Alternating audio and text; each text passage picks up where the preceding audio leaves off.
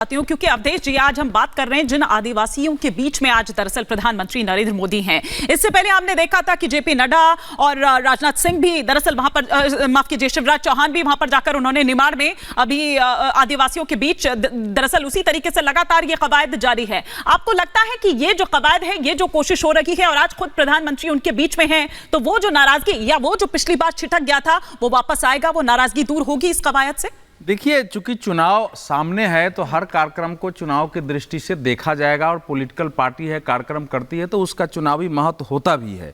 इसलिए मैं इससे तो इनकार नहीं करूंगा कि इसका चुनावी महत्व नहीं है, लेकिन इसको दूसरी दृष्टि से भी देखना चाहिए। ये इसके मायने यह है कि नरेंद्र मोदी, मैं समझता हूं कि पहले प्रधानमंत्री हैं, बीजेपी पहली सरकार है जिन्होंने आज़ादी के आंदोलन से लेकर और उसके पहले भी जो अनाम लोग हमारे देश के वीर पुरुष थे, महिलाएं थी जिन्होंने बड़े बड़े काम किए, उन सबको लाके उनकी जन्मतिथि मनाना, उनकी मूर्तियां लगाना, उनके बारे में पुस्तकें छपाना, बांटना, आदिवासियों की समस्याओं को जगह जगह गहराई से अध्ययन कर उनकी समस्याओं पर काम करना, ये बहुत गंभीरता से इस सरकार के अंदर हुआ है। और इसके कारण आदिवासी क्षेत्रों में अगर आप जाएंगे, आप सीधे पूछेंगे कि आप वोट किसको दोगे, तो कम से कम महिलाएं तो एक स्वर में बोलती हैं वहां। मतलब नरेंद्र मोदी ने आदिवासियों के बीच अपना एक वोट बैंक क्रिएट किया है। में भी आदिवासी न्याय वो मांगने दीजिए, ऐसा है वहां पर भी आदिवासी। मैं आपसे बहस कर सकता हूं, लेकिन मैं जो कुछ फैक्ट्स रख रहा हूं जो मैंने देखा है। अभी मैंने ऐसी मध्य प्रदेश के सबसे बड़े बीजेपी के नेता नंद कुमार साय जी छोड़कर चले गए। बीजेपी जरा एक मिनट, छोड़कर चले गए। ठीक है, तो आपको पीड़ा नहीं होनी चाहिए, आपको खुशी होनी चाहिए। अगर नंद कुमार साय जी चले गए तो आपके अंदर तो प्रसन्नता होनी चाहिए कि क्यों चले गए। खुश हैं भैया, मेरे लिए वो विषय नहीं है कौन किसी पार्टी में रहता है, जाता है।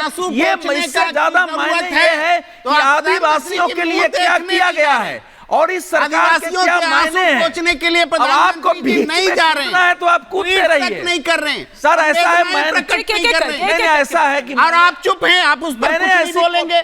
ऐसा है कि आप मेरा अगर मुंह बंद करा के सोचेंगे कि मैं सत्य और तथ्य न बोलूं तो आप जानते हैं सत्य और तथ्य की आकृष्ट कर रहा हूं। हो जा सकता हूं, आदरणीय हो जाऊंगा। अवधेश जी नहीं आदरणीय, इधर भी बोल दीजिए। आदिवासियों की अस्मिता का सवाल है, उनके अस्तित्व वो बोल दे रहा हूं, उस पर ही बोल देता हूं। इस समय क्या है, उन्हीं महापुरुष और जो महिलाएं महान थी, रानी दुर्गावती का 24 जून को जन्म दिवस है। 22 से 27 तक उस पर गौरव यात्राएं निकली है। 27 को उसका समापन था।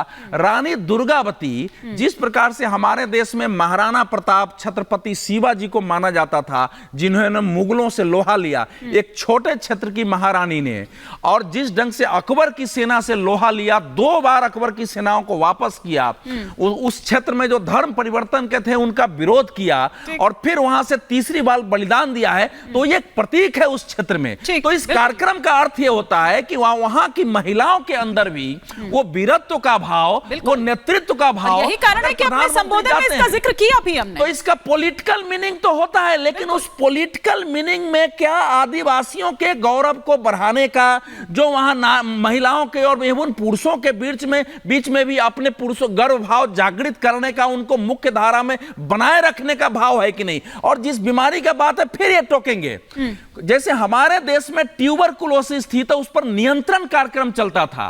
नरेंद्र मोदी ने पहली बार उन्मूलन कार्यक्रम चलाया और अब का रिपोर्ट है 2030 तक, सुनिए, 2030 टीबी इस देश से खत्म हो जाएगा। सर, आपको फैक्ट पता नहीं है, 2030 तक ट्यूबरकुलोसिस खत्म हो जाएगा। पोलियो का नाम सुना कि नहीं?